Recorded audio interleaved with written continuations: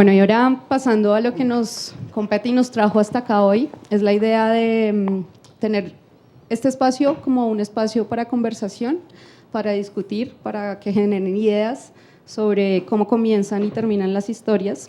Para esto, de los 6 asesores que nos acompañan, hay 3 invitados a este conversatorio, de derecha a izquierda. Invitamos a Beatriz Novaro de México. Ella es subdirectora académica del Centro de Capacitación Cinematográfica y miembro del Sistema Nacional de Creadores FONCA. Es coautora de Lola, Danzón, El Jardín del Edén y El Viaje Redondo. Muchas gracias por aceptar nuestra invitación y bienvenida. Junto a ella está Michel Max de Francia, es cuentista, novelista, guionista, asesor internacional de guiones, ha sido miembro de jurados internacionales y profesor de guión tanto en Francia como en América Latina.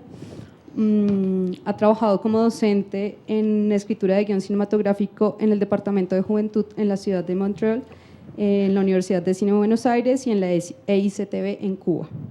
Ha sido varias veces asesor del FDC y en este caso asesor de guión en ficción. Junto a él está Nicolás Serrano. Nicolás es docente de la universidad, aceptó nuestra invitación para moderar esta charla. Estudió cine en Emerson College y en la Universidad de Nueva York. Es docente, guionista, director y productor de 7 cortometrajes de ficción, entre ellos Río, seleccionado en el Festival de Montreal. Y es asesor de guiones de largometraje, algunos de ellos Las aventuras de Nuku de Jairo Carrillo del 2017, La Ciénaga y Entre el mar y la tierra del año pasado de Carlos Castillo y Manolo Cruz. Y junto a él está Julia. Julia es argentina, pero radicada en Nueva York desde hace varios años. Es directora de las películas Hermanas, El último verano de la bollita y Nadie nos mira, próxima a estrenarse en Colombia en octubre. Ha sido asistente de dirección de prestigiosos directores como Isabel Coixet, Carlos Sorín, Fabián Bielinski, y es profesora adjunta de la Cátedra de Dirección Cinematográfica en la Maestría de Cine de Columbia. ¿Cierto? Sí. No mentí, ¿cierto? Ahora estoy de profesora en NYU, pero... Bueno, y ahora está de profesora en NYU. Y olvidaste decir su apellido. Solomonov. Perdón, Julia Solomonov. Porque Julia... No, hay muchas. Es cierto. Bueno, la idea es que los tenemos a ellos acá adelante conversando, pero también ustedes están invitados a participar, a preguntar, a opinar, y a la gente que nos está viendo en streaming, yo voy a estar pendiente del chat también si quieren participar desde cualquier lugar del mundo. Bienvenidos y muchas gracias. Gracias. Bueno, empecemos. Es realmente un privilegio que tenemos todos de tener a estos 3 invitados esta tarde. Son personas muy importantes en el ámbito del guión en América Latina y en Iberoamérica. Más que no solamente son guionistas, sino que también abordan el guión, aparte desde la escritura, también desde la docencia del guión, de la asesoría y consultoría para proyectos, y en general son como fomentan la disciplina de guión a nivel institucional y a nivel académico, son como activistas del guión, si me permiten decir eso. Entonces, esos distintos acercamientos que hay hacia el objeto del guión por parte de estos 3 invitados es lo particularmente interesante el día de hoy. Antes de abordar el tema de cómo inician y terminan las historias, me gustaría hacerles algunas preguntas para ir calentando motores, irnos dirigiendo con ese objetivo. Antes que nada, como ustedes ahora en esta semana tienen el uniforme de asesores, me gustaría preguntarles, como asesores, ¿cuál es su papel dentro del proceso de escritura de un guión de largometraje? No sé si quieren empezamos por allá. Buenas tardes. ¿Me escucha? Muchas gracias por esta invitación. Me siento muy halagada, muy contenta de estar con ustedes en esta universidad que ya he estado en otras ocasiones. Eso es para empezar. Para empezar. Y también agradezco a Proimágenes, a Nicolás, esta invitación. Voy a hablar un poquito brevemente, digamos, de mi experiencia de asesora, que siempre empieza uno siendo asesorado, ¿no? Entonces, a mí me llamó mucho la atención cuando empecé a participar en algunos talleres del Sundance, donde conocía a algunos asesores que leyeron mi guión Y me impresionaba mucho, digamos, sobre todo los asesores que me enseñaron el método que actualmente manejo, que es decirme, yo soy un conejillo de Indias. O sea, esto es un laboratorio y tú vienes como si fueras un científico y tuvieras tu microscopio, y quien está ahí para que tú puedas, digamos, experimentar con tu propio trabajo, soy yo, ¿no? Entonces, yo de alguna manera trato de hacer lo mismo con mis asesorías, que es ponerme ahí como un primer espectador. De hecho, les digo siempre, bueno, yo acabo de entrar al cine y estoy preocupada porque dejé los frijoles en la lumbre, ¿no? Y tú me tienes que ganar para que yo poco a poco vaya olvidando esa obsesión y me olvide incluso de quién soy y de por qué estoy aquí. Pero cada reacción mía tú puedes interpretarla y podemos juntos luego hablar de cómo lo recibí yo y cómo lo podrían recibir los otros espectadores. No creo tanto, digamos, que en las asesorías deba ser yo una maestra, ¿no? Ni, digamos, sí hay algo de guía, pero fundamentalmente es tratar de funcionar como un primer espectador. Tengo que responder, pero tengo un no sé, micrófono ¿es para acá, ¿no? todos? Uno es para el video y otro es para la gente. Y no hay, Ese. ok. Bueno, no sé qué añadir. Bueno, yo hago mi trabajo, es decir, que desde ahora, yo lo explicaba esta mañana a un participante, desde 25 años, 26 años, yo 27 años. Yo hago ese trabajo sin saber por qué. Es decir, que bueno, yo escribí un guión, yo gané un premio, me contrataron para ser jurado del premio que yo había ganado, después me pidieron lo que yo pensaba de tal guión y tal guión, después me hicieron viajar para trabajar sobre guiones para películas, después me dijeron, ¿y por qué no das clases? Y yo he dado clases, pero bueno, todo fue como estar en el momento e intentar hacer el mejor que yo podía hacer. Y como en las asesorías yo veo que la gente busca solamente como un espejo o una pared para echar sus ideas y tener una respuesta, yo intento hacer lo que llamamos la mayótica, ¿mayótica se dice? Es decir, responder, creo que en ti las cosas están. Yo puedo ayudarte un poco a despertarte o a aceptar que contienes los elementos, pero no doy nada en realidad. Es como revelador, ¿se puede decir? Sí. Pero este momento es esencial porque en la vida no lo tenemos. No sé si la gente que está aquí tiene amigos. ¿Tú tienes amigos?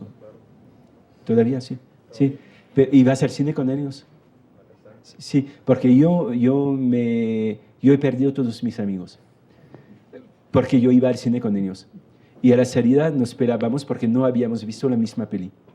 ¿Viste? Yo decía, qué drama terrible, y me decían, pero Michel, es una comedia. Y yo decía, pero no hemos visto la... Porque nadie ve la misma cosa, porque no hay cosas. No voy a hacer una clase ahora, pero voy a citar un filósofo que se llamaba Roland Barthes. Okay. Él decía, decía más o menos así, no son las cosas que cuentan, sino el lugar donde están. ¿Se entiende así? No son las cosas que cuentan, sino dónde están. Es decir, que creo que un guión es solamente una proyección de tus sentimientos, de tus ideas, de tu entorno, de tu época. Cuentas tu memoria, digamos. Y sale en desorden. Lo que es normal, porque una peli debe presentar un desorden al espectador durante 1 hora y 25 minutos y el final, porque la clase de hoy es el principio y el fin. Okay. El final es decir, pero tú no habías visto el orden que yo te mostraba en desorden, voy a darte la clave. Y tú dices, pero ¿cómo es posible que no yo lo he visto? Estaba. Porque el trabajo del guionista es ofrecer una apariencia de desorden y al final decir, pero todo eso tenía su orden. Y por eso el asesor, como el guionista, como el director, su papel es decir, tú tienes ideas, ¿okay? Salen como salen, pero yo creo que en varias partes la autocensura te impidió de ir donde la promesa que me contabas, la promesa de tu historia, debía ir.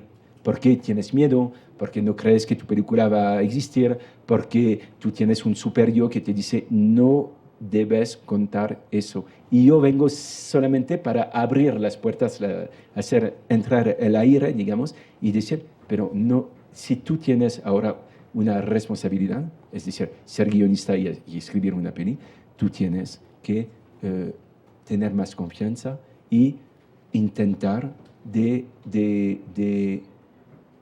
hacer funcionar tu inocencia.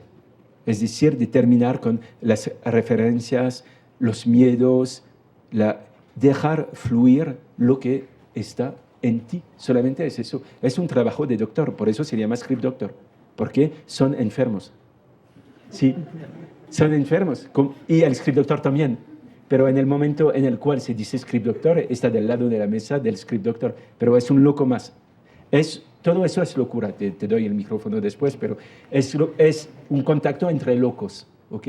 Para ir al cine hay que ser loco, ¿no?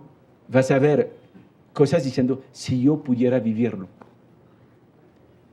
Con el fenómeno de la identificación, vamos a ver historias para imaginar que nosotros también pudiéramos vivirlo.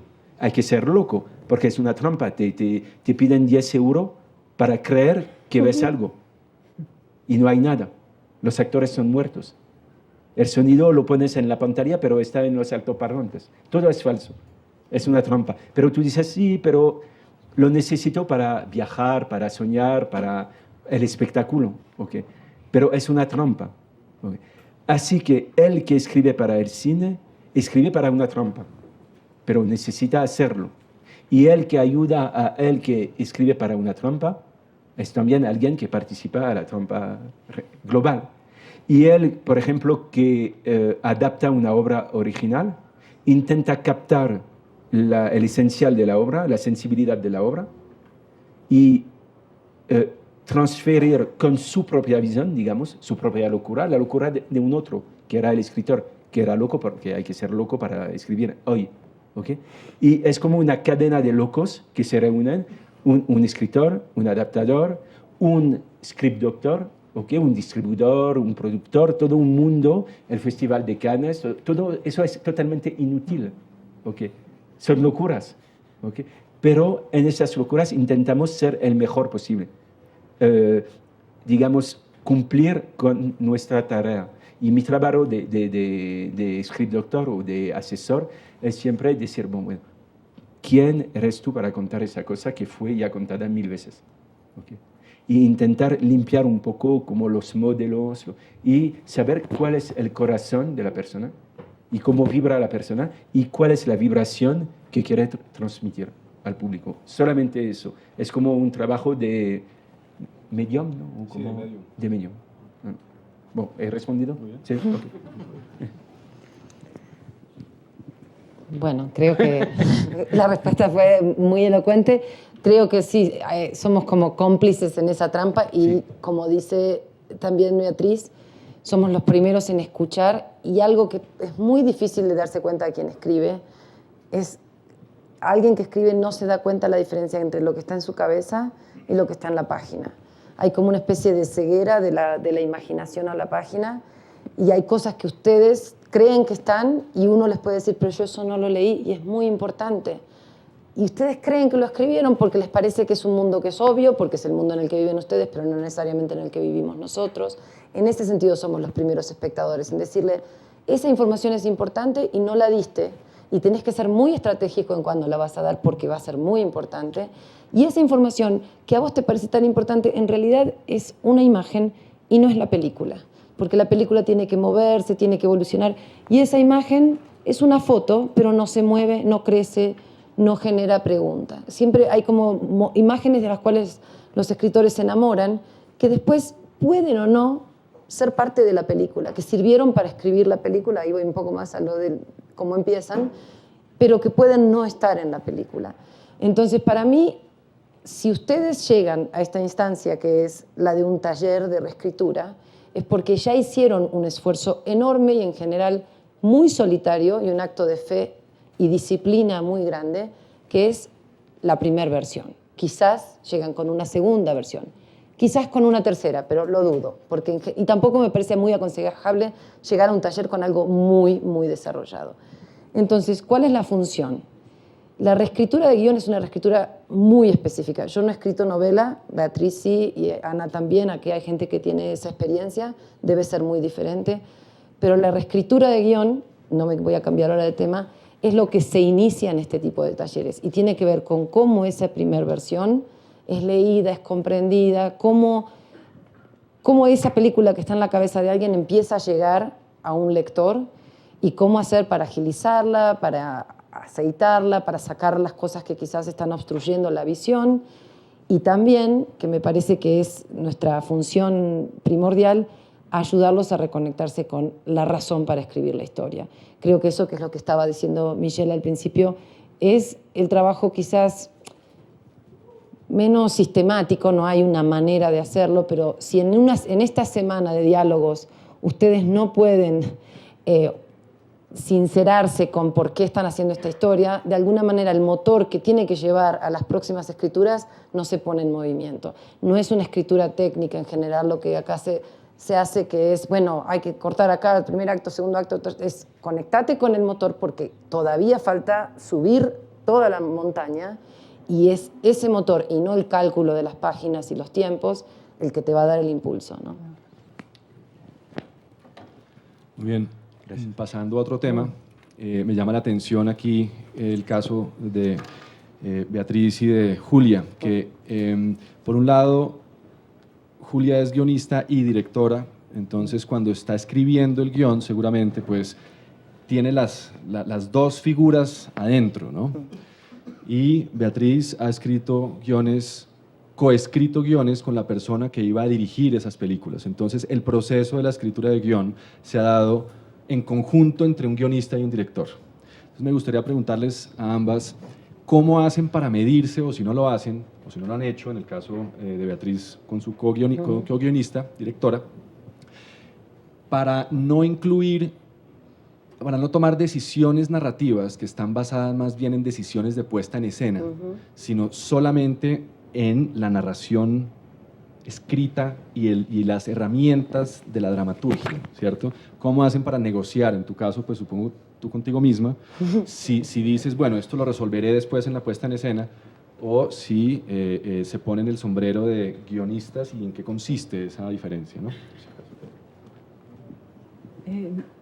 Yo no siento tanta separación, porque para mí, digamos, por lo menos en este tiempo, que, bueno, he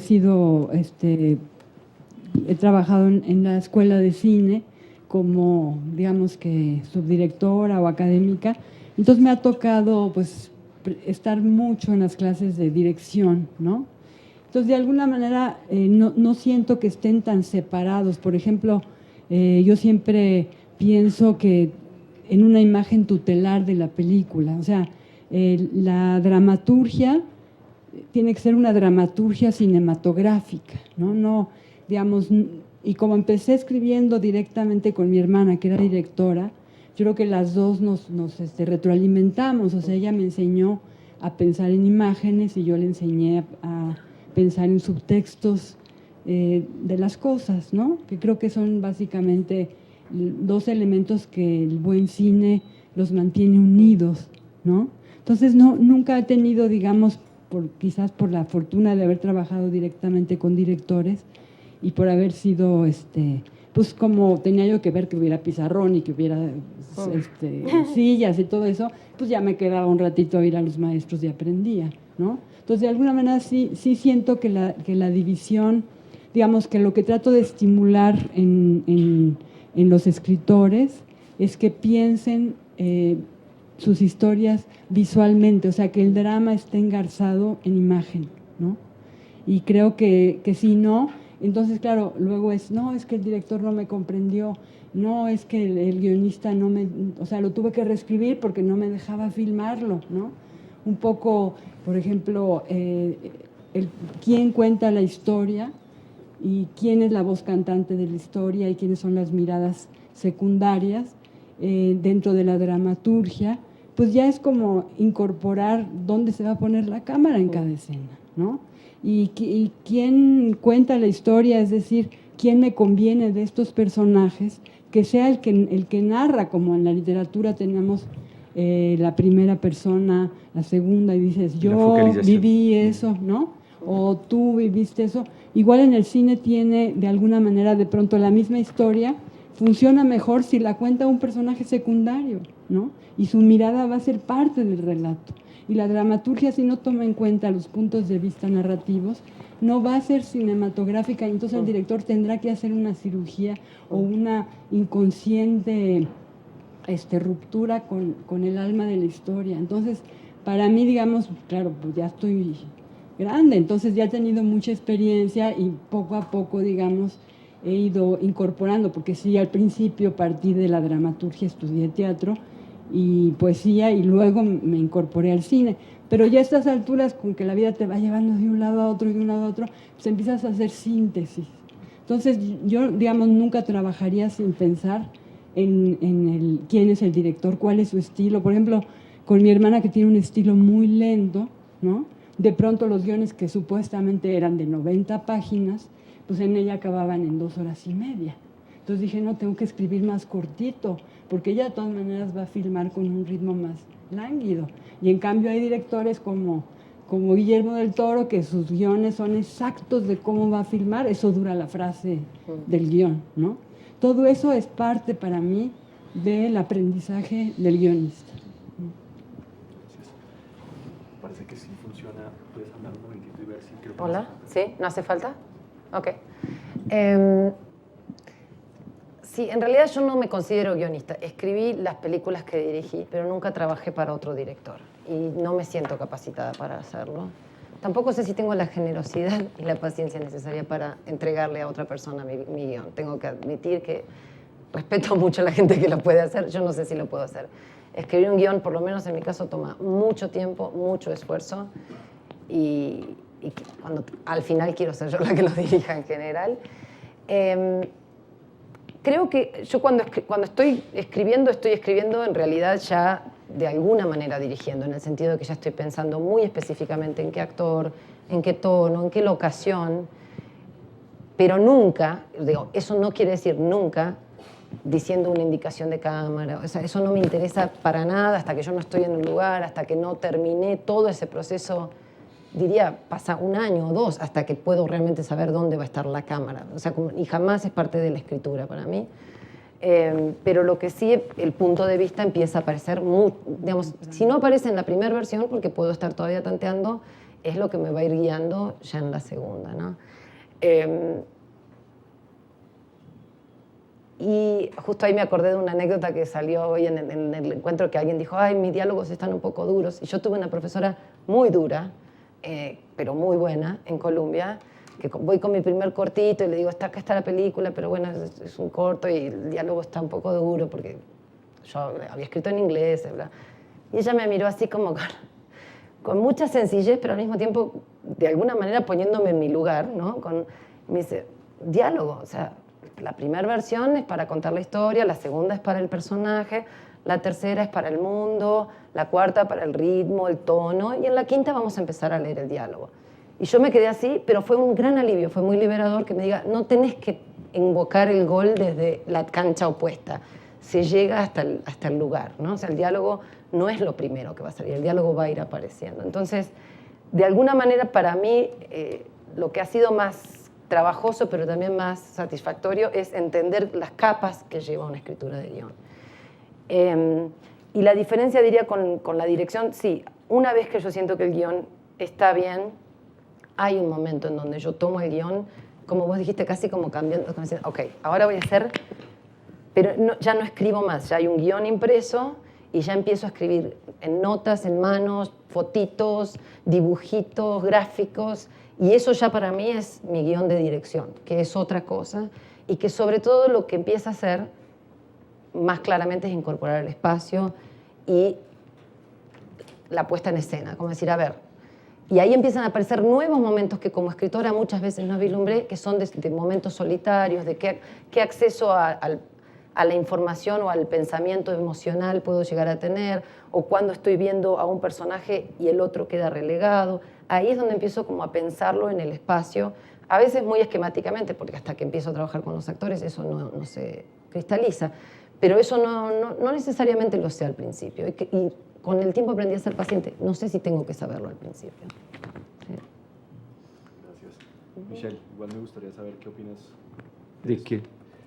De si tú, por ejemplo, como asesor de guiones, y ahora nos metemos en el tema Sí, que sí. el de los inicios y finales, pero para despejar algunas dudas, como asesor de guión, como consultor de guión, tú lees los guiones y si el guionista te dice, mira, no leo. ¿No lees los guiones? No, sí. Leo los guiones Y si el guionista, digamos, tiene ya o ya está marcado un estilo de dirección, o tiene una... Lo pego.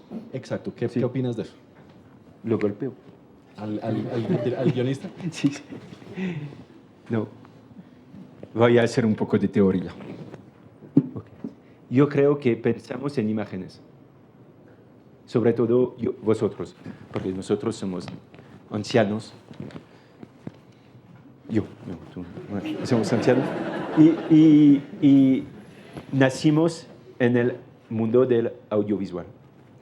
Y creo que sea los escritores de novelas,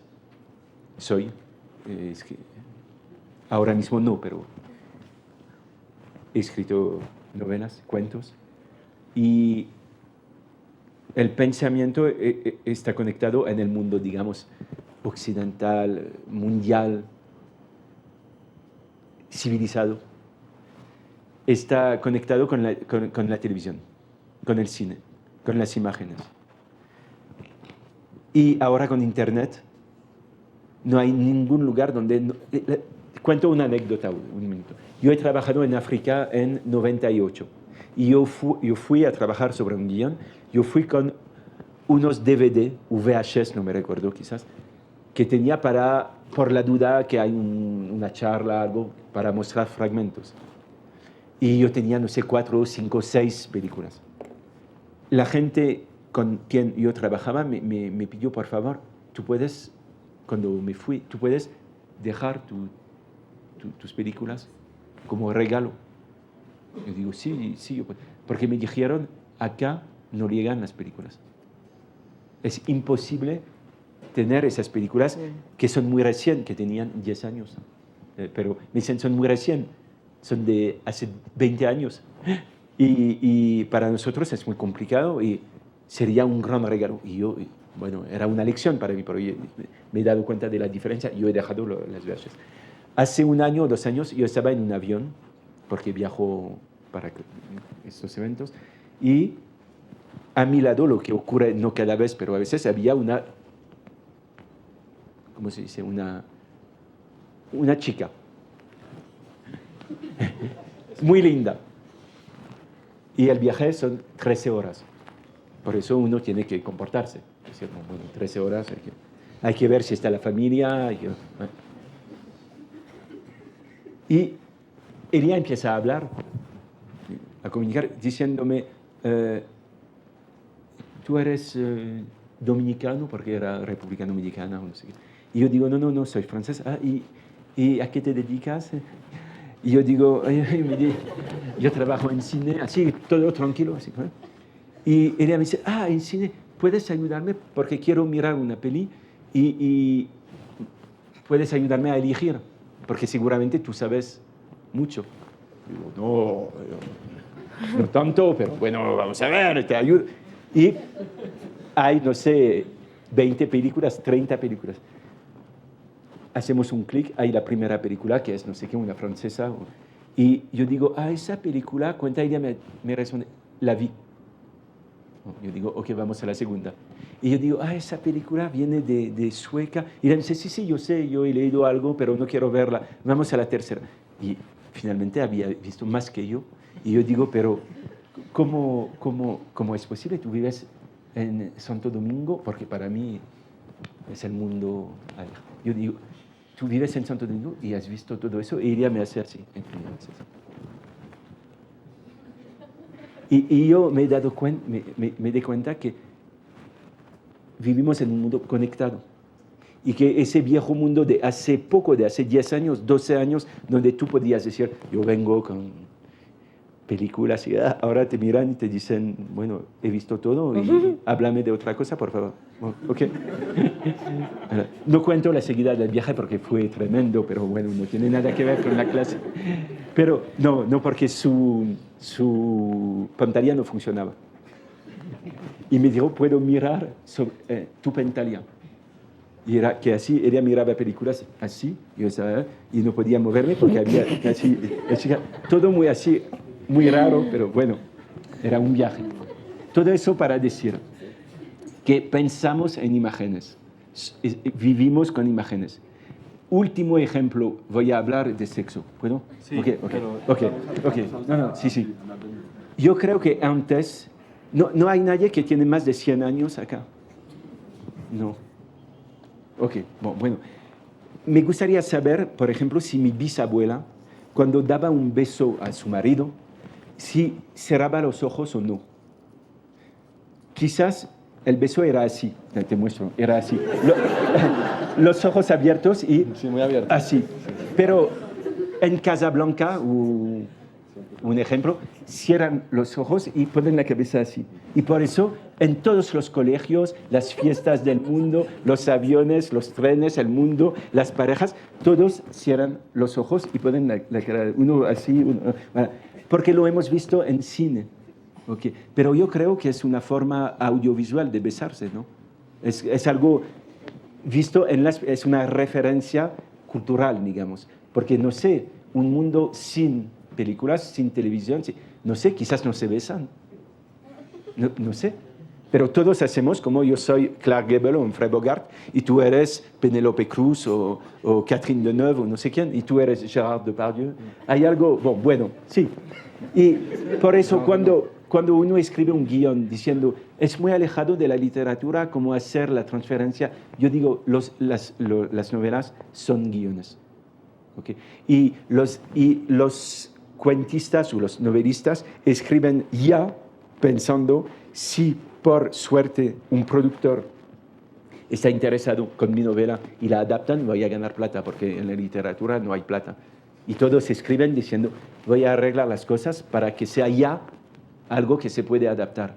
Por eso ya en la concepción, en el acto de escribir, estamos conectados con un resultado que sería el Dios que es el cine, yo creo. Por eso el proceso de escritura ya es muy visual. Es como ya pensamos y vivimos como las imágenes del cine. Yo creo, es mi teoría.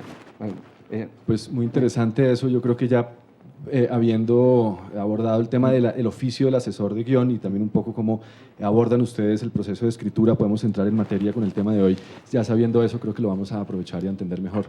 Entonces, en cuanto a inicio final de historias, se dice o tengo entendido que para un piloto lo más delicado es el despegue y el aterrizaje. Entonces, quisiera preguntarles si ustedes consideran en su experiencia como escritores y asesores, viendo también inicios y finales de otros guiones de otras personas, si están de acuerdo con que el inicio y el final no se pueden disociar del viaje en total, pero que son los momentos delicados, digamos, en donde pueden ocurrir accidentes. Me gustaría que esta la planteara. Tú tienes el micrófono. Ok. Voy a volver a ser como específica con respecto a la primera versión y otras versiones. O sea, creo que uno tarda en encontrar el principio y el final de una película. No es lo primero que uno escribe. Uno a veces cree que porque se le ocurrió una idea, y esa idea, esa imagen seminal, esa primera imagen disparadora, ese es el comienzo de la película. Y el valor de esa imagen, esa primera anécdota, eso es enorme porque es la semilla de la película, pero no es necesariamente el inicio. Puede ser una escena que está en el medio, o puede estar al final, o puede no estar en la película. Creo que un trabajo difícil para las primeras experiencias de escritura es entender la diferencia entre una imagen disparadora y el comienzo de una película. Yo no soy muy amiga de escribir así como con un plan, ¿no? Yo siempre digo que es como si uno quisiera, yo me bajo de acá y quiero saber cómo llegar a, no sé, la estación de trenes. Obviamente bajo, empiezo a caminar y encuentro una estación de metro, de trenes o de lo que sea.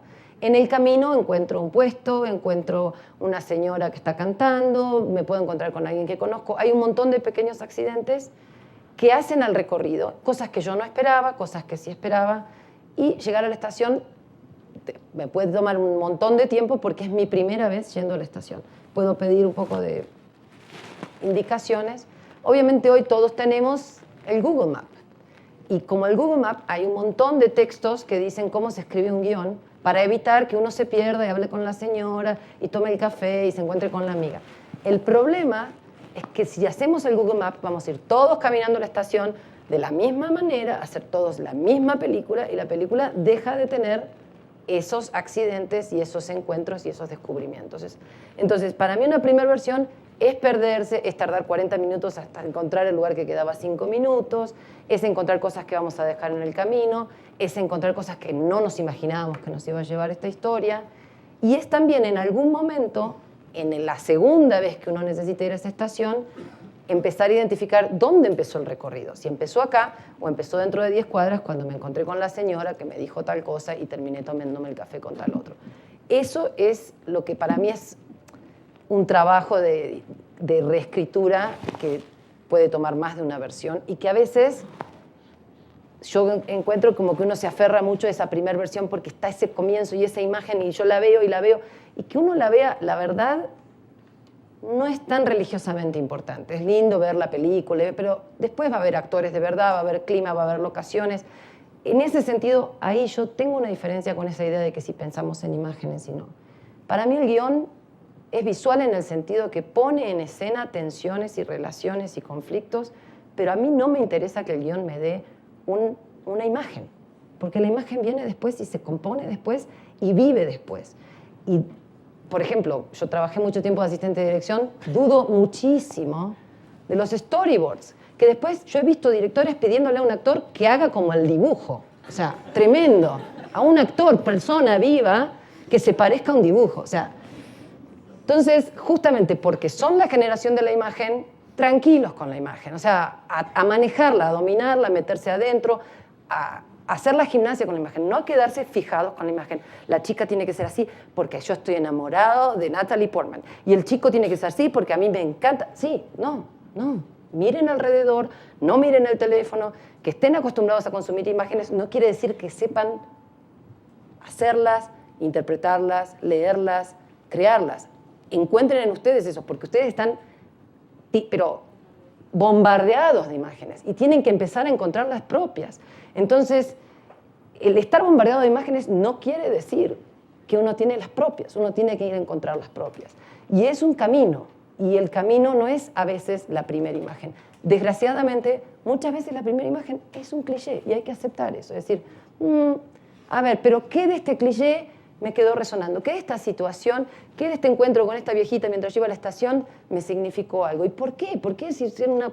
Bueno, algo hubo ahí, vuelvo a ese lugar, vuelvo a pensar. Entonces, volviendo a Google Maps, todos sabemos que para las primeras 20 páginas tenemos que haber podido entender qué quiere el personaje, cuál va a ser el conflicto principal, cuál va a ser el mundo, todas esas cosas. Volviendo a la pregunta, porque ya de nuevo me estoy explayando. Si tú hablas mucho. Sí. Creo que lo que sí es importante es decir, después que hice todo este recorrido y me perdí, hice toda esta espiral, la segunda vez que voy, que ya sé más o menos para dónde voy, que eso es lo que para mí quiere decir el final, empiezo a planear un poco más, empiezo a recordar, había una esquina, había una farmacia, después pasé por tal lado, y a decidir qué cosas ya no necesito recorrer, pero que puedo llegar a traer de una manera un poco más eficiente, así no tengo que dar toda la vuelta para llegar a donde quería. En ese sentido siento que a mí me toma mucho tiempo encontrar el final, muchísimo, de cada cosa que encuentro. Siempre, muy pocas veces tengo el final al mismo tiempo que tengo la historia, pero lo que sí creo, y es algo que no lo dije yo, lo dice John Berger, es una vez que uno encuentra el final y que siente que ese final cristaliza realmente lo que uno quiere decir, es muy útil caminar desde la estación para acá, ¿no? Es decir, desde el final volver al principio. Siento que, no sé cómo son las otras escrituras, pero la escritura de guión es esencialmente retrospectiva en el sentido de que desde ahí se empieza a ver, si quiero llegar acá, tendría que estar más o menos acá a 3 cuadras y acá, y entonces ahí uno empieza a encontrar dónde está el comienzo de la historia, que muchas veces no es el que uno creía, pero es donde eso empieza a latir, donde la estación uno empieza como a escuchar el sonido del tren que se está por ir y ahí dice, acá empezó la historia. Todo lo otro, un lindo paseo que me conectó con algo, pero no sé si va a poder entrar, porque la escritura de guión también tiene esa restricción. La verdad es que más de 100 páginas, muy difícil que la puedan hacer. O sea, son muy pocas las películas de más de hora y media, 100 minutos que se pueden hacer. Entonces ya ahí tienen un límite que viene, si quieren, impuesto de una industria, de un sistema, pero que funciona bastante bien. Todos hemos visto excelentes películas en esa duración y hemos visto excelentes películas que se exceden o no. Pero es bueno saber que más o menos no deberíamos tardar más de 1 hora y media de acá a la estación, ¿no? O sea, eso yo creo que es buen parámetro, ¿no? Bien, Beatriz. Sí, ¿Quieres responder a eso? también voy a reconectarme con mi otro yo, cuando empecé, digamos, a aprender de los oficios que tienen que ver con la dramaturgia visual. Y yo me acuerdo que lo primero que me dijeron en el primer taller, que era de dramaturgia y era de teatro, en la escuela de teatro, era lo que decía Aristóteles, ¿no? Que es, digamos, como el gran maestro, ¿no? Y muy antiguo, ¿no? Ni sé cuántos miles de años atrás. Pero él, digamos que... 3 siglos antes de Jesucristo. Sí, 3 siglos. Entonces, es que no me acuerdo cuánto es un siglo. Son 100 años, ¿no? O sea, 300 años antes de Cristo, o sea, mucho. Entonces, lo que me decían era, tú empiezas a escribir con el final a la vista. Eso es lo que dijo Aristóteles. Y yo sentía como que con eso perdía toda la gracia escribir. Me sentía absolutamente, me rebelé años. Yo decía, yo quiero llegar y descubrir. ¿Sí? Es como ir a viajar, ¿no? Además creo que tenemos la misma idea así medio hippie del mundo y de la vida. Entonces yo quiero ir a viajar y no saber a dónde voy, ¿no? Algo así. Y la verdad es que me cometí muchos asesinatos guionísticos porque pues me perdía, ¿no? Entonces el personaje me llevaba por acá y luego me llevaba por allá y luego entonces acababa con unos guiones larguísimos, o sea, de teatro, ¿no? Pero realmente sí es una idea buena, ¿no? Pero con los fracasos y los aprendizajes múltiples, me fui dando cuenta que el final a la vista sí es importante, igual que cuando uno dice, no sé, pero yo voy a acabar llegando a Bucaramanga, no sé, esa palabra no sé dónde queda, pero es muy buena. Yo no sé, yo me voy a salir, pero voy a acabar llegando a Bucaramanga. Entonces, de alguna manera, le da un norte a mi escritura. Eso no quiere decir que yo ya me condené y firmé un contrato con Dios. Claro. Yo era ya le dije que íbamos a llegar a Bucaramanga. O sea, si de pronto en el camino, ¿no? Aunque sea muy bonita la palabra Bucaramanga, me encuentro con que Cartagena, la que jamás me han invitado, me encantaría, ¿no? Y de repente digo, no, es que ya Bucaramanga, puedo oír una canción, ¿no? Esas rimas, pero yo de aquí soy, ¿no? Pero si no tengo un lugar, sí, esta espontaneidad y esta semiconciencia que tiene que haber en la escritura para encontrar cosas, porque efectivamente tenía yo razón, no quería yo que me acartonaran el mayor placer de mi vida, que era escribir, que sigue siendo, ¿no? Entonces, de alguna forma, pues, yo creo que sí hay que ponerse un final a la vista, ¿no? Que no hay de muchos tipos y que de eso no va a depender el valor del trabajo. Según Borges, hay 4 arquetipos narrativos y cada uno implica un tipo de final, naturalmente, ¿no? Hay uno que es el regreso. Entonces, digamos, esa gran beta narrativa, pues de alguna manera implica que el final va a ser el regreso, pero a lo mejor no pudo regresar, ¿no? O a lo mejor regresó y sin embargo no reconoció nada de lo que había perdido. O sea, va a haber muchas variables, pero hay pocas finales y sí puedo de alguna manera convencerme que ese es el final. Ahora, ¿por qué Aristóteles dijo eso? Bueno, porque analizaba las obras, sobre todo Edipo Rey de Sófocles, donde no solamente Sófocles tenía el final a la vista, tenía el principio, el medio y el final de un mito, ¿no? Él sabía la historia de Edipo Rey y entonces lo que Sófocles hizo de manera genial es construir un desorden maravilloso, ¿no? Al principio, para que aunque la gente ya supiera de qué iba el mito de Edipo, se volviera a encandilar con el suspenso de a ver si Edipo descubría quién había matado a Layo, ¿no? Entonces Aristóteles dijo, pero es que este es el mito de Edipo, este yo ya me la sabía. O sea que escribió Sófocles sabiendo que al final se iba a arañar los ojos hasta quedar ciego, ¿no?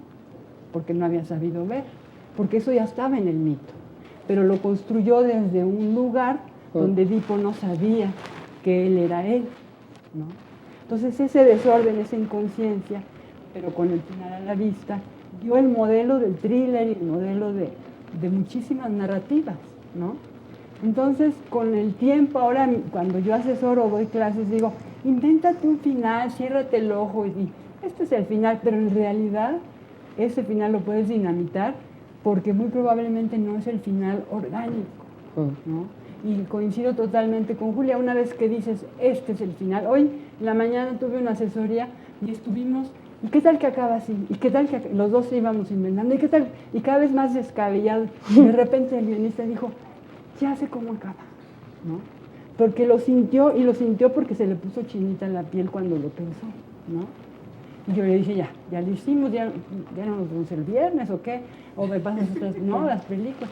Porque en realidad hay algo de inconsciente, hay algo de sorpresa, hay algo de afortunado, pero si no hay también límites, tampoco se puede avanzar, ¿no? Entonces, para mí el final, y efectivamente, cuando sí ya llega ahorita el guionista y dice, ya sé ahora sí cómo acaba, entonces ya puede empezar por el principio, antes no. Solo una cosita, Michelle, antes de darte la palabra. ¿No te invitaron a Cartagena cuando ganaste mejor guión en el Festival de Cartagena en el 94 por el Jardín del Edén? Jamás. No, eso No, hay que puros arreglar. talleres, a chambear. Ni cuando Les ganaste digo, mejor guión. aproveché para quejarme públicamente. Llevo 15 años viviendo aquí, amo a Colombia, pero ya invítenme al festival. Bueno, tengo un problema, no coincido conmigo. Por eso voy a decir cosas contradictorias. Muy bien. Es lo que se llama la difracción del asesor.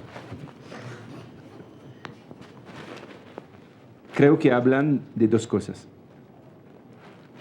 Esas mujeres hablan de dos cosas. Hablan del proceso de escribir y hablan de películas. Lo que es totalmente diferente. Son dos momentos. La película es el final, el resultado. Tú no puedes cambiarla, llegar en la sala diciendo, finalmente yo pienso que no, el público está y tengo muchos DVD en mi casa. Me gustaría, por ejemplo, ver uno y que la historia sea diferente del día anterior. Porque me cuesta, cada vez pongo es la misma historia. Okay, está grabada y yo puedo hacer todo lo que quiero, emborracharme, verla con personas, verla solo, verla de la mitad a fin. Es la misma. Okay. Por eso la peli es la peli. Después, el guión es otra cosa. Es una cosa que tú puedes modificar según el casting. Tú llegas con tu guión, es terminado y, bueno, para un accidente del casting previsto o por el hecho que dura 2 horas y que se sabe que el distribuidor no lo acepta, no sé, yo diría que el guión es más un dispositivo y que según la evolución de la seguida, que es el rodaje, el director, el rodaje, los actores, el montaje, ¿no? Él va a cambiar, hay que abandonar el guión y el guión se transforma. Por eso, cuando compramos un guión en una librería, compramos el guión de la peli hecha. Es muy difícil tener, porque el guión del principio no corresponde y la gente va a decir, pero yo he comprado el guión de tal peli y no es la peli. Por supuesto, porque el guión que compramos es el guión hecho después frente a la mesa de montaje donde copian los diálogos. Por eso, si hablamos del guión, en efecto, el guión hay que dejarse ir de una manera instintiva y decidir después cómo lo arreglamos. Voilà. Pero si pensamos en la peli, yo creo que en la teoría una peli debe tener un principio y un fin, un final, y un desarrollo, y yo creo que el final está ya en el principio. Yo lo creo. Y que cuando yo voy a ver una peli, voy a una imagen al principio, se desarrolla la peli y al final el director me dice, ¿no habías visto en la primera imagen que yo te mostraba? Pero eso es lo que venimos diciendo, no hay contradicción, es exactamente lo que dijimos. No es exactamente eso, es que hay que hablar de dos cosas, de cuando escribes, ok, te dejas libre, sin teoría, sin objetivo, etc. Pero antes de decidir que tu guión está terminado, tú debes saber que debe corresponder a una peli, más o menos. Y yo creo que si seguimos nuestro Dios, que es Jean-Luc Godard, él dice, observar personajes es observar una mutación. Es decir, es tener una persona o varias personas y al final han hecho un paso. Y tú te identificas y tú dices, este paso yo tendría que hacerlo, o este paso no es tan difícil que hacerlo, o qué suerte que lo han hecho, pero es un paso, es una pequeña diferencia entre más o menos el primer plano y el último plano. Un ejemplo, ¿han visto una historia Sencilla de David Lynch?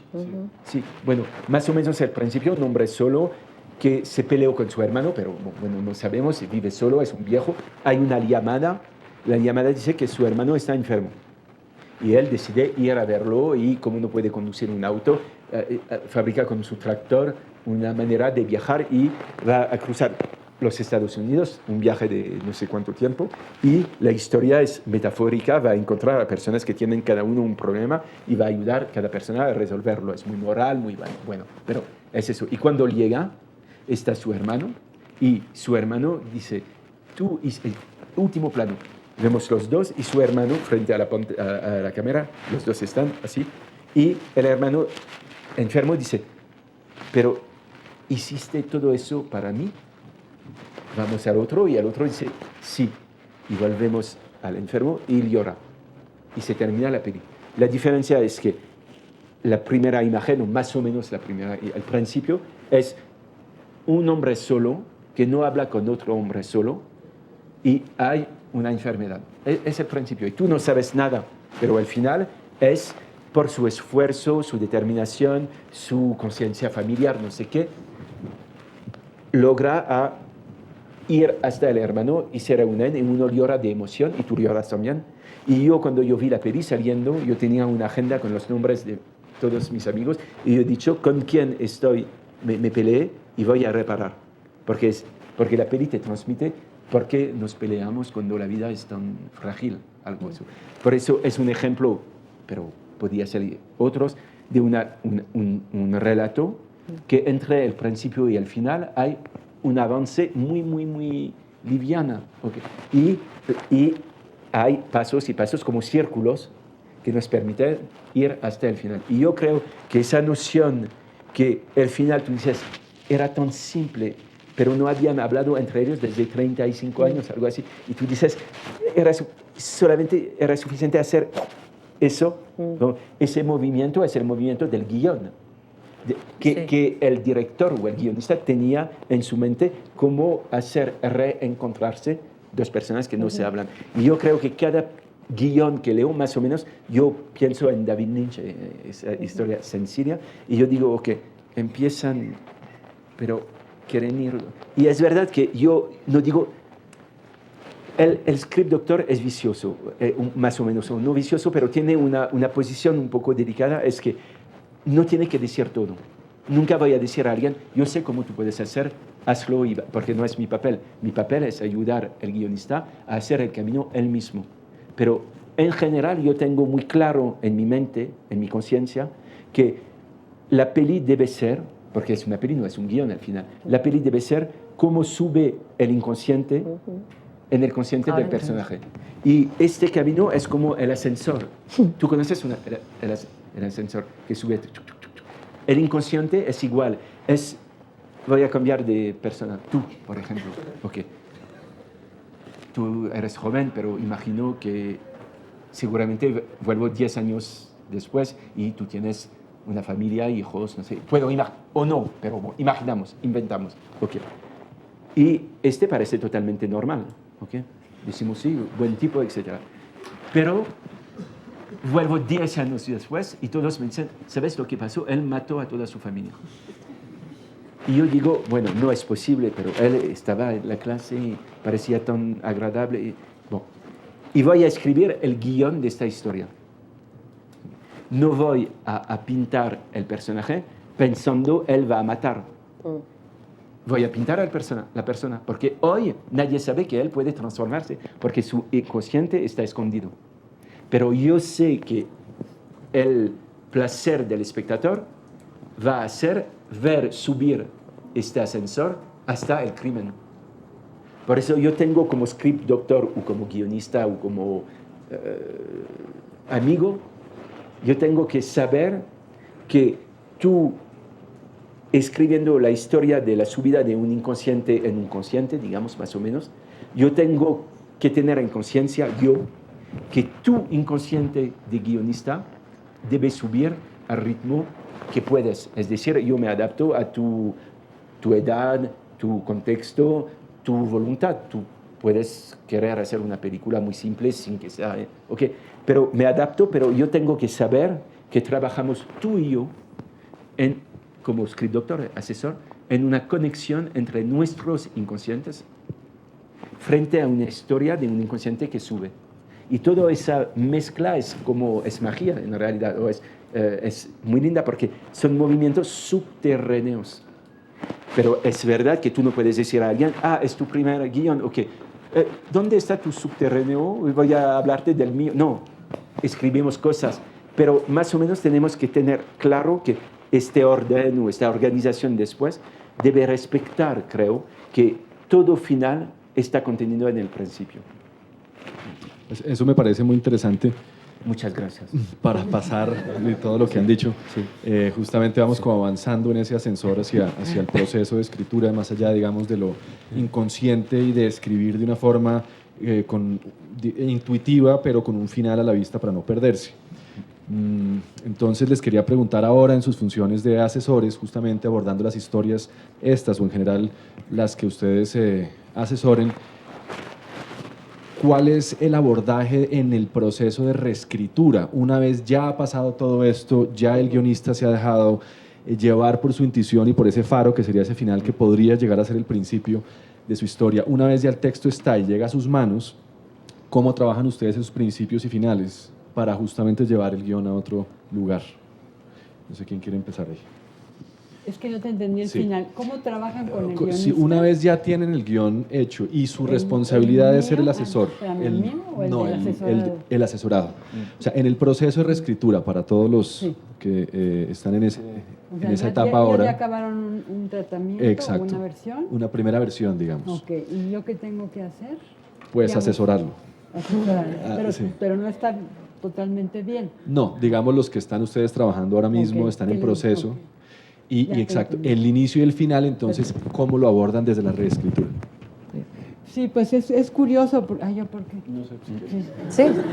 Es curioso porque lo primero, digamos, que hago, por lo menos en esta ocasión, era preguntarles a cada uno qué creen, cada uno que cree que falla en su guión. Porque de alguna manera si lo meten a un taller o a un concurso o algo así, pues es que ustedes mismos quieren decir que todavía creen que algo le falla, ¿no? Nadie lo metería si cree que ya está bien. Entonces siempre digo, bueno, ¿cuál fue tu razón para meterlo y cuál crees que sea la falla? Y en este caso, pero me pasa muy frecuentemente, me dicen, no me gusta el final, ¿no? Entonces digo, ¿a qué te refieres el final? ¿A la última escena o te refieres al último trozo de tiempo cinematográfico? ¿A qué te refieres?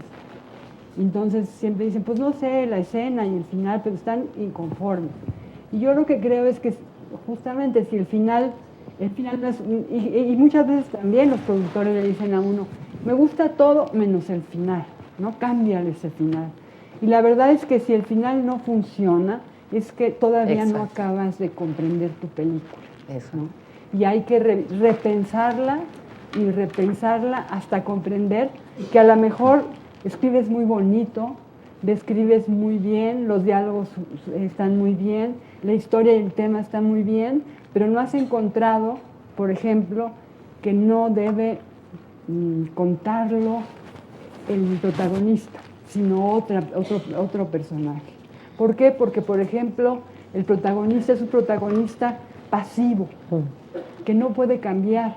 Y si yo le achaco que él tiene que modificarse en el camino, estoy atentando contra su naturaleza. O sea, a lo mejor debe ser otro personaje el que está narrando y narra en el principio cómo veía la cosa y cómo a partir de estar observando el fenómeno de este personaje acabó transformando su visión de él y del mundo. Y ese va a ser el que va a enganchar la mirada del espectador porque es el que tiene movimiento.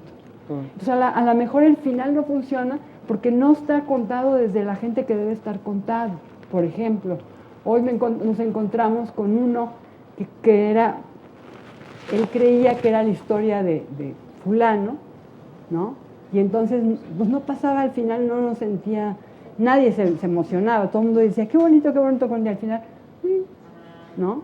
El final no funciona. No, es que aquí, por ejemplo, era que la historia no era del personaje, era de 4 personajes y era de cómo de ese grupo uno de ellos era arrancado, ¿no? Entonces, ese tipo, digamos, de relecturas de tu propia historia para ver no qué cuento, sino cómo y desde dónde lo cuento y para qué lo cuento, ¿no? Tengo que también pensar qué emoción me produce a mí esta historia y tratar de que la forma en que la acomode yo, ¿no?, llegue todo el mundo a ese estado de ánimo que yo creo que es el estado de ánimo orgánico con esa historia. Entonces, ese es el trabajo fundamental, ver desde el escritor que efectivamente, como dice Michelle y decimos varios asesores, el que escribe en el fondo no sabe que lo sabe y tenemos que sacárselo, ¿no? Y a veces sí sabe que no está lo que quiere y sí sabe lo que sí quiere, pero también le falta oficio y maña, porque esto también es producto de la práctica. Entonces, a lo mejor no puede llegar solo y se requiere que uno le pase, ¿sabes qué? Es que cámbiale acá y verás que todo fluye, ¿no? O empieza por acá y termina al revés, ¿no? Porque tu parte principal, más intensa, está al principio de la historia. Entonces, mejor cuéntala en reversa, ¿no? Eso es producto, digamos, de ensayo y error y práctica, nada más. Y nosotros, pues, tenemos más años y hemos hecho más práctica que ustedes. Esa es la única diferencia de fondo, ¿no? Entonces, nuestra labor es decir, pues que no se me quede a mí en el vacío todo lo que he aprendido, sino que rápidamente lleguen más gente a lo que yo me tardé en llegar, ¿no? Pero básicamente eso creo que cuando uno recibe el guión, dice uno, ok, yo creo que por aquí está la falla, pero no se lo voy a decir, voy a ver qué sabe él y qué cree, ¿no? Y generalmente le atinan por lo menos aquí donde se... ¿Y saben cómo es fácil atinarle a qué falla? Cuando uno lo lee en voz alta. Hay partes en que se le adelgaza a uno la voz. O lo lee rápido, ¿no? Porque en realidad algo le dice a uno, esa parte está horrible, ¿no? Y en realidad es que todavía falta pensar más a fondo el asunto. No, es muy divertido lo que decías, porque yo pensaba una cosa que vengo de descubrir gracias a lo que decías, que en realidad el asesor no sabe, porque el asesor llega frente a una historia que no conoce, que no la tiene en la manga, es el escritor que sabe todo de su historia. Pero el escritor o el guionista cree no saber. Y nosotros ayudamos a alguien que cree no saber y que sabe a creer que nosotros sabemos cuando no sabemos. Y el resultado es un guión, es muy raro, ¿no? Pero nunca lo había así como formulado. Yo tengo una teoría, es que creemos cuando escribimos guiones que hay que escribir guiones. Y es falso. Porque en la vida no hablamos, vivimos poco, ¿ok? Y pasan pocas cosas. Y en los guiones hay una carga que todos dicen tantas cosas, que hacen tantas cosas, y que intentan hacer caber en 1 hora y media cosas que necesitan, para mí, por ejemplo, 3 vidas. ¿Okay? Yo tengo pocos amigos, amantes muchos, pero amigos pocos. ¿Okay? Pero tengo una familia reducida por mi edad. ¿Okay? Digamos, en mi entorno, en serio, pasa pocas cosas. Sí, uno me llama diciendo, ¿sabes que murió? Qué pena. Bueno, ¿sabes que nació? Okay. Pero eso ocurre como una vez o 2 veces al año. Si no, voy a comprar cosas en una tienda, corto las tomates, respondo a los mails. Y en los guiones se pelean, se matan, roban, la policía interviene, cosas que... Y se dicen muchas cosas. Te amo, pero yo nunca lo digo. Okay. Tú lo dices cada día, ¿no? Bueno. Pero en los guiones, sí, te amo, yo no te amo, amo al otro. Sí, pero el otro me ama más que tú, ¿y qué hacemos con eso? Es una carga son muchas cosas. Y yo siempre, pero es difícil de conceptualizarlo, pero cuando doy clases, porque doy clases, ¿no? Y yo digo, tienen que saber que en la vida nunca decimos la verdad. La vida es mentir. Porque yo tengo un hijo, ¿puedo contar una cosa? Yo tengo un hijo. Cuando él tuvo, no sé, 3 años, o 2 años, empezaba a hablar. Subimos en un bus y él me dice, papá, mira a la gorda. Y yo digo, shh, shh. Y él me dice, pero es gorda. Y yo digo, por eso no hay que decirlo. Y yo fui cómplice de aprendizaje de la mentira. ¿Cómo mi hijo, que hoy tiene 20 años, puede decir a su vecina, estoy enamorado de ti? No puede decirlo porque aprendió a comportarse como mentiroso. ¿Okay? No decir lo que sentimos. Porque en un guión las personas se ponen a decir cosas. Los diálogos no deben decir nada. ¿Okay? Pues lo que vemos no nos interesa. Lo que nos interesa es lo que no vemos. Por ejemplo, volviendo a Francia, voy a pensar, ¿cómo eran los zapatos de este tipo? Porque no he visto sus zapatos. Pero sus anteojos, sus gafas, no sé cómo dices, ya he visto. No, bueno. Lo que mi curiosidad es intentar ver lo que no veo, el fuera del campo. Por eso un guión, su fuerza está en el no dicho y en el no mostrado. Por eso, para escribir un guión, no hay que decir nada y no hay que mostrar nada. Voilà. Una página blanca casi. O cosas que vienen para mascar otra cosa. El talento es eso. Sí. Es que el público siente que algo va a pasar, que algo subterráneo está trabajando. Es eso lo importante. Otra cosa que quiero decir, tengo que decirla, discúlpame, pero bueno. Vale. Hay una peli de amor muy linda que se llama, según los países, Con ánimo de amar. The Mood for Love. Sí, The Mood for Love, de Wong Kar-wai. ¿La vieron?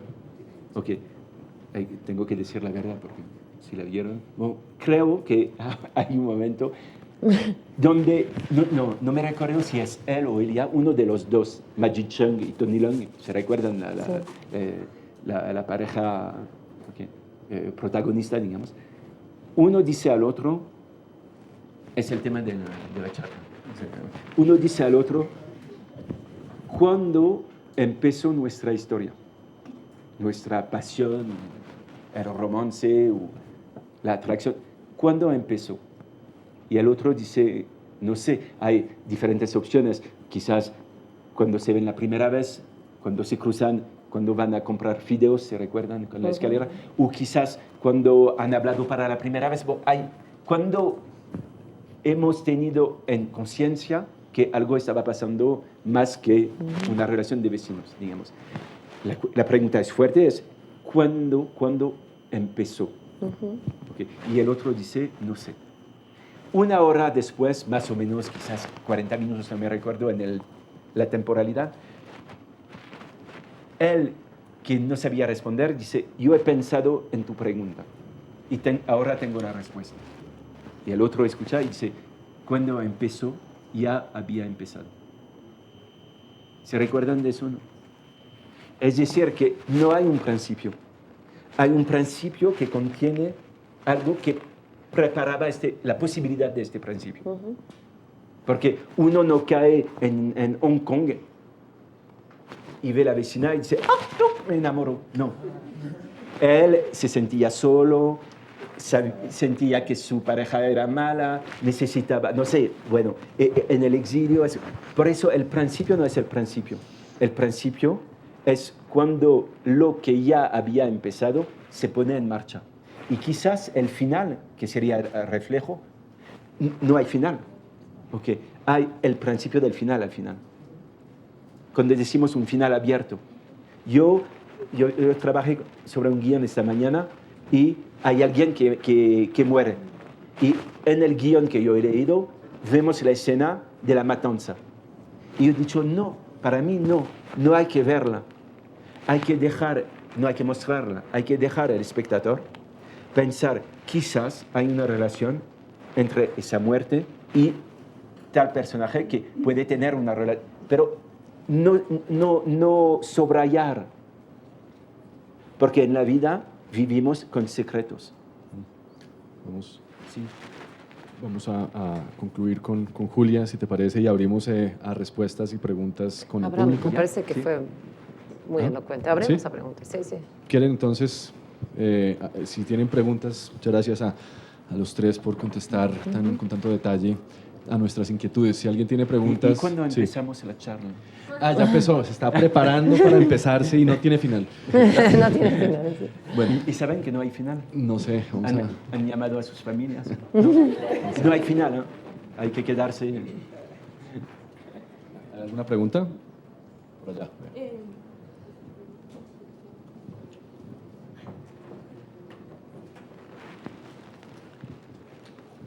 Hola, gracias por compartir sus conocimientos. Quisiera saber si cuando escriben un guión lo escriben de la nada. Yo sé que todo lo que uno escribe tiene algo de la vida de uno, pero prefieren que sea totalmente ficcional, ajeno, o prefieren como poner mucho de ustedes mismos en lo que cuentan. ¿Como asesor o como guionista? Como guionista, digamos. Como guionista. Sí, como guionista. Yo hasta ahora nunca escribí nada imaginario, sinceramente. Nunca empecé de algo que me imaginé. O sea, siempre es una situación imaginada a partir de observaciones. Es una mezcla de experiencia y desplazamientos de cosas que uno observa y amalgamientos de situaciones.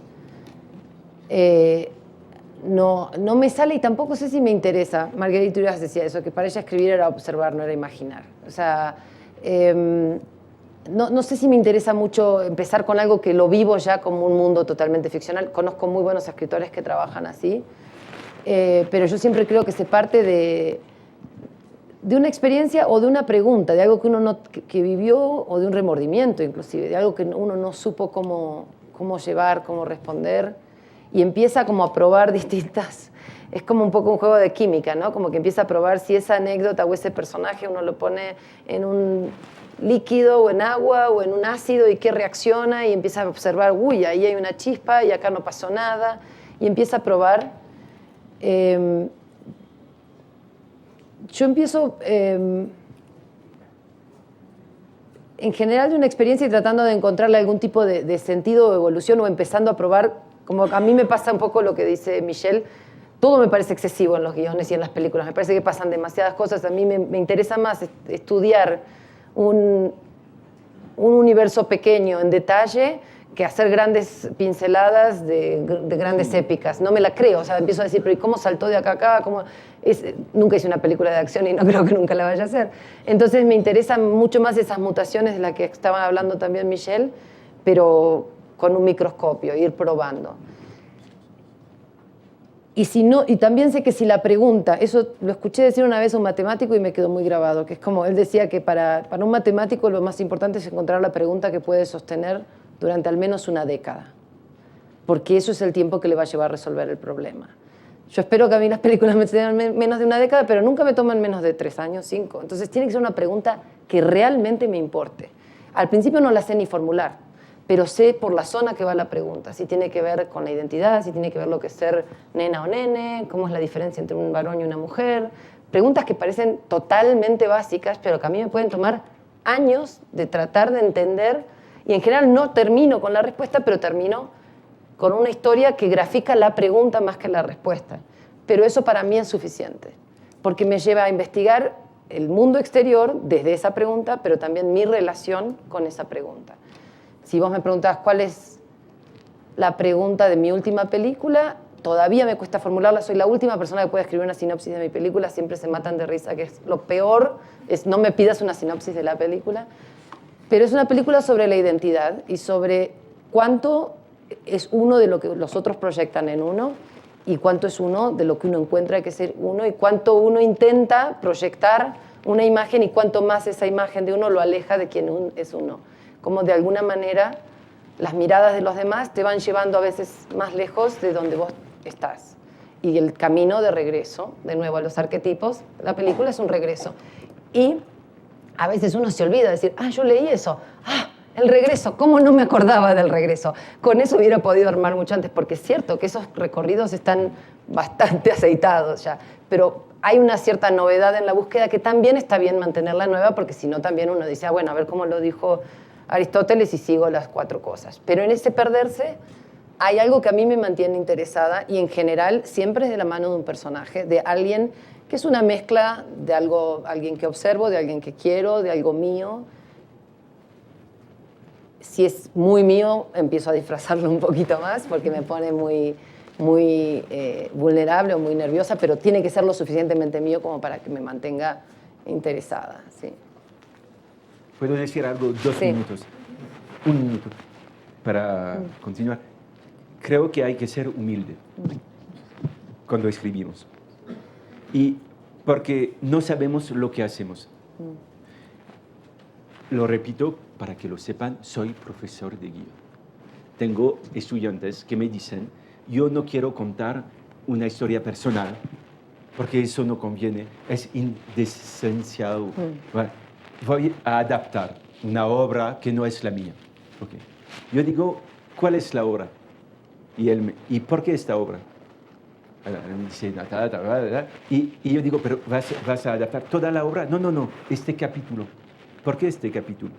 Okay. No es el capítulo, es esta parte del capítulo. Y llegamos, y el resultado es que cuando vamos al grano es, acá estoy. Okay. Porque es la conexión de tu propia emoción con la emoción de otro autor. Y cuando uno me dice, esos se adaptan porque no tienen imaginación, yo tengo una historia original. Me cuenta una historia que yo he escuchado 1000 veces en todas partes porque contamos lo que vivimos, es decir, no sé, las noticias, las otras películas que robamos, el contexto, nuestra sociedad. Somos cliché, contamos lo que... Sí, somos cliché, por ejemplo, yo acá hablo español, lo que es un esfuerzo enorme porque no lo hablo. Bueno, con dificultad, digamos. Pero lo hablo, porque si me pongo a hablar en francés, pierdo la conexión. Es decir, que lo que escuchan es lo que pueden escuchar. Y yo doy lo que doy a todos, lo que ya saben. Si me pongo a hablar en turco, es peor. Yo no puedo, pero bueno, imaginamos. Hablo en turco. Me dicen, no, por favor, no entendemos. Porque quieren escuchar lo que saben. Okay, su mundo. Y cuando creamos y creemos que creamos, no creamos, repetimos y buscamos formas para que sea otra manera de verlo o de decirlo, pero jugamos con las emociones y las emociones son personales. Hay un teórico que se llamaba, porque murió, se llamaba Serge Danet, era alguien de Le Cahiers du Cinéma en Francia, que un intelectual, periodista y teórico, decía, adaptar es adoptar. Me gusta como el juego de palabras. Adaptar es adoptar. Es decir, que no adaptas obras si no adoptas algo. Y no adaptas, no haces una obra original, sino adaptas la realidad. Porque escribes, si no tú dices, pongo mi cámara en la calle y espero 30 años y hay una película. No, adaptas la realidad. Por eso todas las obras originales son adaptaciones y todas las adaptaciones son originales. Todo es falso. Es verdad, sí, sí.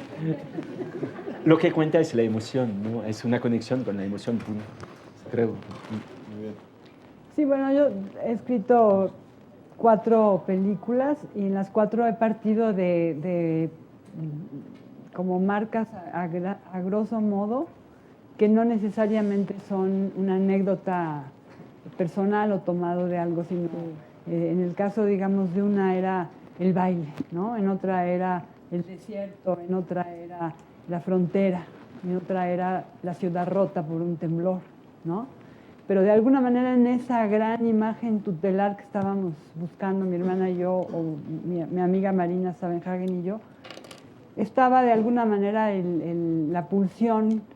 Al elegir el desierto, pues ya había algo que estábamos eligiendo, o al decir el puerto o el baile, en caso de ya había algo. Y creo que lo que sale necesariamente es el temperamento del escritor, ¿no? Yo, por ejemplo, siempre quiero variar, ¿no? Y me gustaría escribir thrillers y otras cosas por la mera diversión, ¿no? Y a lo mejor puedo jugar con otra persona, ayudarle a jugar con el thriller y el rompecabezas, pero a mí de alguna manera siempre el humor me gana, ¿no? Entonces siempre los personajes acaban hablando, entonces se termina en la comedia y siempre tienen finales felices, ni modo, o sea, pero creo que es mi temperamento el que se impone. No quiere decir que sea yo muy feliz ni muy chistosa, pero mi temperamento de escritora es así, quizá porque no soy así, quizá por deseo de ser así, no sé, pero lo que sí sale es un temperamento, no una anécdota de vida o características. O sea, puedo escribir de una chavita de 18 años o puedo escribir de una viejita de 90, ¿no? Pero en realidad el temperamento de esa viejita de la niña, pues yo sí reconozco, digamos, que ahí está cierta vena, ¿no? Y pues a veces me da mucha pena reconocerlo y verlo, y son las partes que leo que evito, sobre todo, ¿no? Pero creo que no es tanto decir, voy a contar de cuándo, ¿no? Me conocía no sé qué, eso jamás me ha sucedido porque no se me antoja, pues ya lo viví. Se me antoja escribir algo que no he vivido para vivirlo virtualmente. Hola, buenas tardes. Mi pregunta es un poco sobre las neurosis de la escritura y un poco el abandonar de los proyectos. Cuando terminan una historia, y se realiza o termina en el olvido, piensan en que otras versiones hubieran podido ser igual de válidas y de pronto continúan con esa idea y rumiándola, porque pienso en escritores y además directores muy prolíficos como Woody Allen, que vuelven luego con una historia tipo Delitos y Falta, Match Point, que tienen mucho que ver, pero a la hora de la verdad son variantes y son muy ricas. Y no sé si a ustedes los atormenta de pronto el haber pensado una historia que ya escribieron desde otro enfoque, otro género, otros personajes, o simplemente ya hay un momento en que abandonan la historia, el guión y punto. ¿Quién quiere tomar la palabra ahí? Yo no soy tan prolífica, entonces ojalá tuviera así decir, sí, de las 15 hubiera... No, la verdad es que voy muy despacio y en general me sumerjo en un mundo y después ya no quiero volver, o sea, ya lo doy por hecho, porque también al estar con la escritura, la producción, la dirección, ya es demasiado inmersión. Entonces después la revisito, pero digo, bueno, esa es una foto vieja mía y al secundario ya no vuelvo, o sea, ya pasó y iré a otro lado. Lo que sí me pasa es que después me encuentro con la similitud de decir, ese corto que hice como tesis de la universidad tiene una conexión directa, insospechada, pero es la misma escena y veo variación, no tanto para corregir el error, sino porque ahí me doy cuenta de la propia obsesión de la cual en general no estoy. O sea, tengo escenas que vas a decir, esto es una variación de esa escena, qué poco original que soy, pero también veo el cambio, o sea, por suerte veo el cambio. Pero no tengo tanto proyecto abandonado, pero sí tengo mucho... por ejemplo, hay un par de novelas que he pensado adaptar que nunca llegué a hacer y que vuelven. Y vuelven siempre por un ángulo distinto, ¿no? Como decir, ahora sería el momento porque es... Pero digo, no creo que nunca las haga, ya no sé, pero es interesante que cuando hay vacío, vuelven. Y me acaba de pasar con unas fotos que me inspiraron mucho para hacer Bollita, una fotógrafa que se llama Alessandra Sanguinetti, argentina, residente en Estados Unidos, es una gran fotógrafa. Cuando yo estaba buscando las referencias, conocí su fotografía, fue una gran fuente de inspiración, la conocí y me contó, por ejemplo, que ella ha hecho unos videos. Esto fue hace 8 años. El día que sentí que mi película había terminado, se me volvió a aparecer Alessandra y sus videos.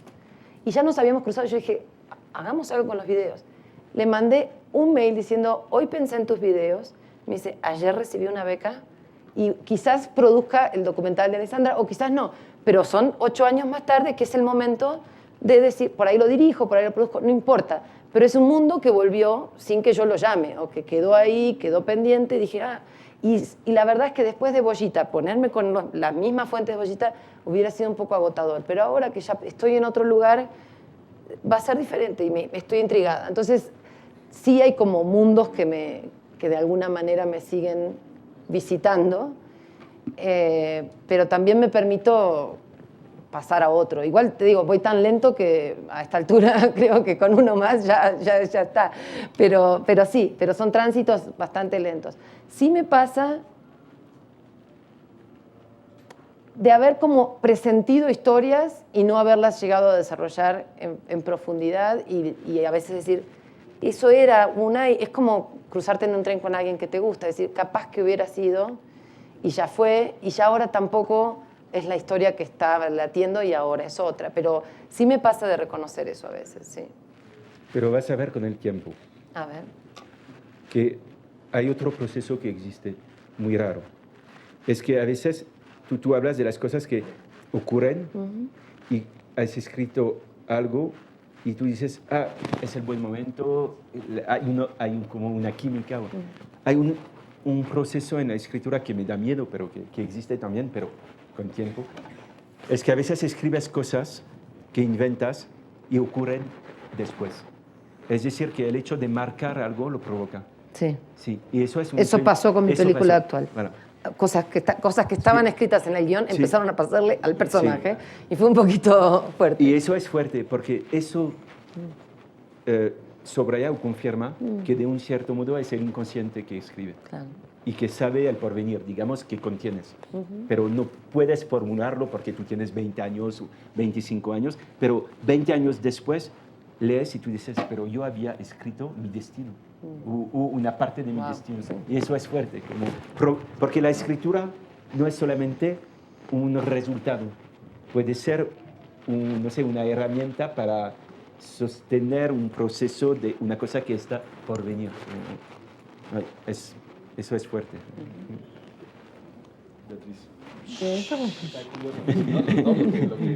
No, bueno, de la neurosis, pues no, la neurosis la tengo, o sea, justamente escribo para olvidarme de mi neurosis. La neurosis es para la vida, para la escritura pero no. yo te la hago recordar. Y nunca, no, si quieres. ¿No? Si la escribo, olvidas, si te escribo y te digo, escribo, ¿tú tienes una neurosis? Tengo neurosis cotidiana, pero no cuando escribo. Justamente ahí, quizá por eso es un espacio para mí de felicidad y de diversión, ¿no? Y quizás nunca me ha pasado que escriba algo que luego me pase, ¿no? Eso nunca lo he visto. Puede ocurrir. Lo he Sí. visto. Sí, pero leí algo que, no sé si se Ay, A ver, acércate. algo que dijiste alguna vez en una entrevista que decías, incluso si te dicen que la película que estás escribiendo no se va a hacer, la terminas de escribir. Claro. Es decir, Porque de todas necesitas maneras, llegar. Necesitas llegar a esa... No abandonarlo, quiero decir, ¿no? Eso lo- bueno, sí, te lo quizá escuché por decir. ejemplo he tenido, digamos, la fortuna de que todo lo que he escrito Se produjo. se produjo, que es digamos, una suerte, porque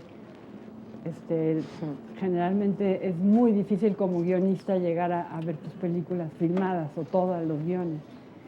Pero, por ejemplo, en una novela, ¿no? Que no hay alguien de fuera que me diga, es que ya tienes que entregarlo y que ya me lo quiten de las manos y se haga, entonces yo la reescribo y la reescribo desde hace toda mi vida. E incluso no quiero acabarla porque es como una casa personal donde cuando ya no soporto el mundo, digo, me voy a mi casita, ¿no? Que es esa novela y la vuelvo a escribir y digo, no, es que no era así, y hablo conmigo misma. Entonces, creo que si tú tomas el guión y ya empiezas como a apalancarlo mientras lo vas escribiendo, se vuelve real y se acaba y adiós, porque además son tantos años de levantar el proyecto y luego de acompañar, que a mí no me invitan a los festivales, pero normal así, entonces, ¿no? De ir al festival y repetir la misma cosa, etcétera, que no creo que te queden muchas ganas, no creo que a Woody Allen le pase eso, ¿no? O sea, Woody Allen es, de alguna manera, simplemente su ejercicio es como ir a jugar tenis, ¿no? O sea, puede hacer 2 películas anuales, punto, ¿no? Pero la norma no es esa, la norma es que te cuesta mucho trabajo levantarla y que es colectivo. Pero cuando depende de mí, sí me podría yo pasar ahí, pero no neuróticamente, sino más bien... Placenteramente. Otra raro, ¿no?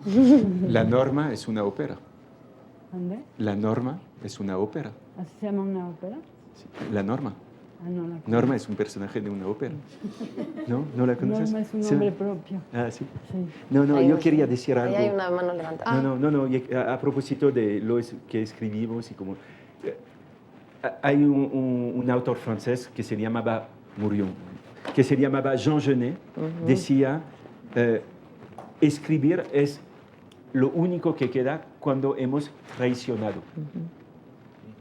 Es fuerte esta frase. Es decir, que todos los escritores, que sean guionistas, novelistas, cuentistas, artistas, digamos, entre ellos, ¿no? Contamos cosas porque queremos reparar algo. Escribimos, así mismo son comedias a partir de una herida. Hay solamente heridas.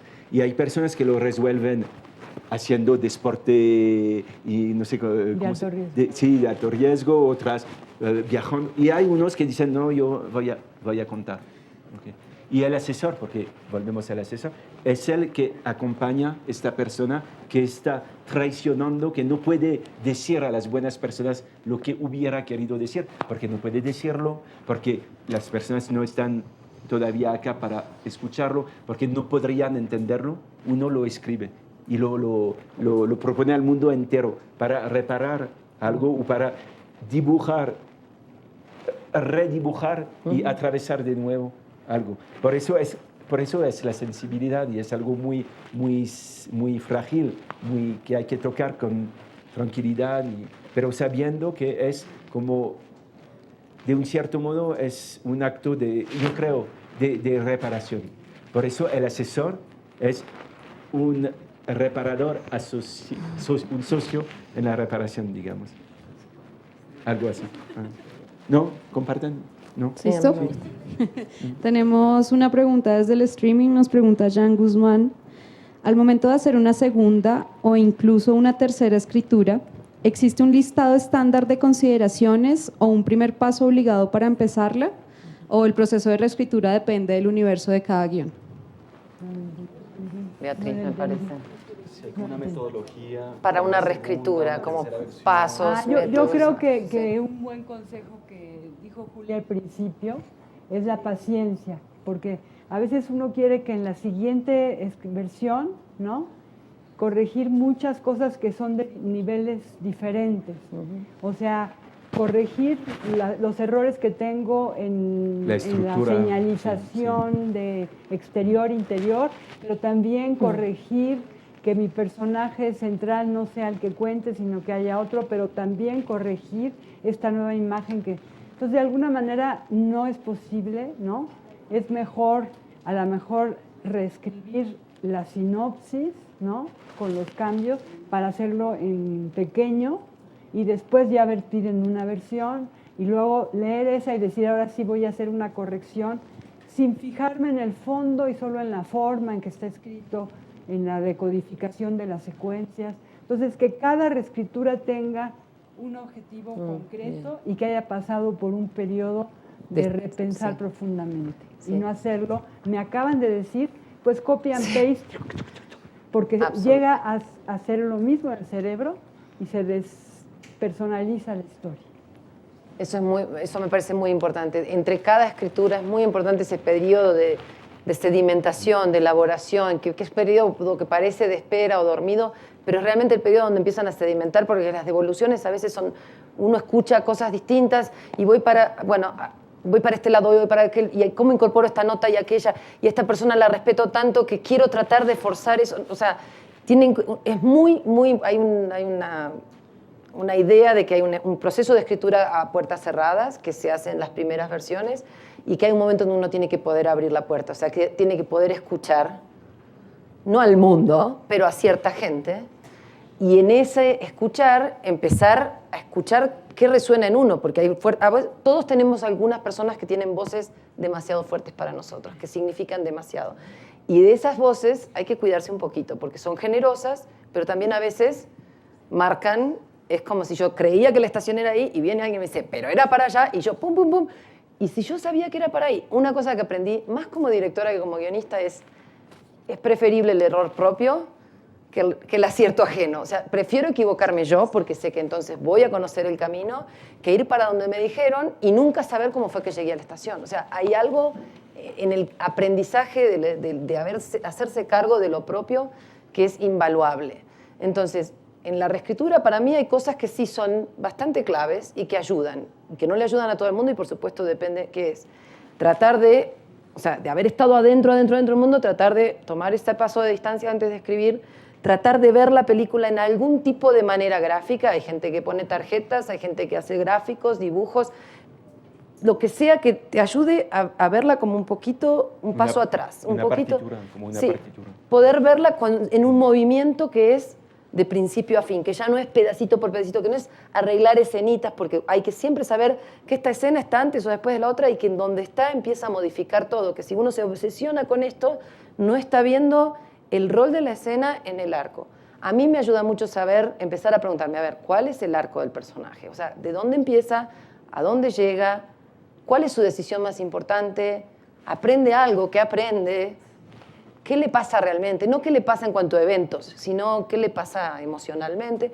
Y a partir de ahí tratar de empezar a ver claridad y decir, uy, esto era lindo, pero no sé si tiene nada que ver con lo que le pasa al personaje. Esto me parece que suena a otra película, o empieza a desbalancear. Tuve una asesorada ayer que tenía una imagen muy fuerte, un evento muy fuerte, pero que realmente desbalanceaba mucho la película. Y fue un acto de valor, pero yo creo que, yo le dije, igual poné en suspenso esta decisión, pero fue un acto de valor decir, quizás este evento no pertenece a la película, porque genera tal desbalanceo que de golpe empieza a ser la película de este evento cuando había toda una película construida antes sin ese evento. Yo no sé la respuesta, es muy bien lo que ustedes dicen, es exactamente eso. Ella va a encontrar la respuesta, ella conoce la película que quiere hacer, pero que hay un desbalanceo, yo le puedo decir, sí, acá tenés como una luz roja que hace que toda la sutileza anterior se pierda, porque es demasiado fuerte esta luz en el medio del paisaje que contás. Entonces, si vas a tener esta luz roja, casi que tenés que empezar a preanunciarla desde el comienzo, ¿no? Tenés que empezar a contener esa luz en el principio para que sea parte de esa película.